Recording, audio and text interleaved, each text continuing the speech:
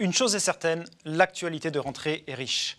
Guerre en Ukraine, inflation, remontée des taux, taxes sur les superprofits, tarissement du financement bancaire pour les corporates et les particuliers, autant de sujets qui interpellent nos clients. Chez l'Argilière Finance, nous observons depuis plusieurs mois des évolutions très différentes selon les segments du marché du courtage, avec notamment un certain ralentissement des annonces de rapprochement significatifs et une difficulté accrue des fintechs dans leur recherche de financement. En revanche, le marché reste très dynamique sur la consolidation par le bas de segment, à savoir le courtage de proximité.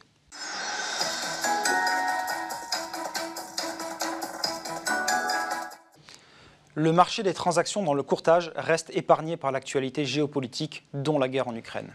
La hausse de l'inflation, elle, impacte directement les taux d'intérêt en forte hausse. À la clé, deux effets directs sur les opérations de cession. On constate une vigilance accrue des comités de crédit des banques dans l'octroi de dettes seniors pour le financement des acquisitions et une augmentation du prix d'acquisition des sociétés à cause d'un coût du crédit plus élevé. D'où une capacité de financement des acquéreurs qui est minorée. Ces deux phénomènes entraînent mécaniquement un impact sur la valorisation. Après plusieurs années d'augmentation, nous observons un certain arrêt de la hausse des multiples.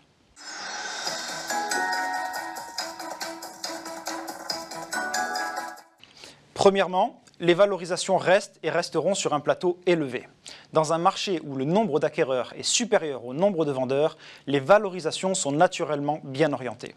Deuxièmement, la hausse des taux d'intérêt est un rattrapage naturel suite à des années de politique monétaire très accommodante des banques centrales. Nous revenons aujourd'hui sur des taux plus normaux.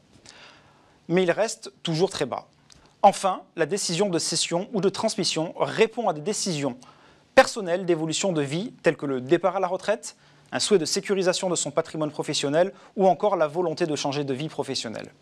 Le contexte est donc aussi bien personnel que macroéconomique.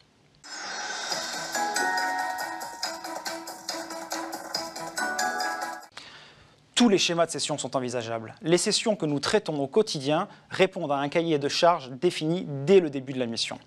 Certains cédants souhaitent se désengager totalement de l'opérationnel et du capital de l'entreprise après une période d'accompagnement. D'autres souhaitent sécuriser une partie de leur patrimoine professionnel. Pour certains profils, en revanche, il s'agit de rechercher un partenaire stratégique pour accélérer son développement.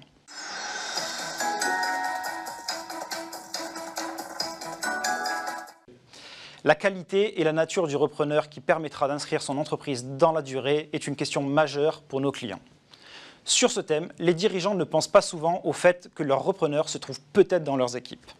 En effet, nous observons de plus en plus d'opérations de transmission en interne, avec ou sans appui financier d'un fonds d'investissement. On se retrouve dans notre prochaine émission pour en parler. C'est noté, Nicolas, on se retrouve effectivement au mois de décembre pour parler de ces cessions d'entreprises. Mais tout de suite, on continue notre programme du jour avec le à l'affiche.